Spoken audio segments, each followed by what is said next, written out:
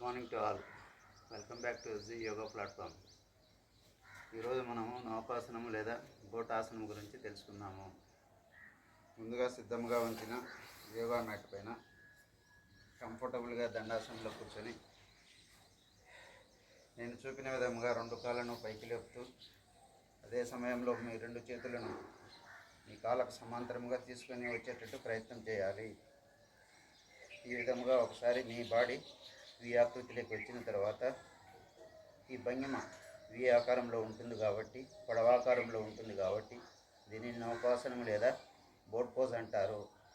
ఈ ఆసనం వలన ఉపయోగంలో అబ్డామినల్ ఆర్గన్ స్టిమ్యులేట్ అవుతాయి కాబట్టి జీర్ణ ప్రక్రియ మెండ్ అవుతుంది, స్పైనల్ కార్డ్ స్ట్రెంథన్ అవుతుంది, పొట్ట చుట్టూ ఉండే కొవ్వు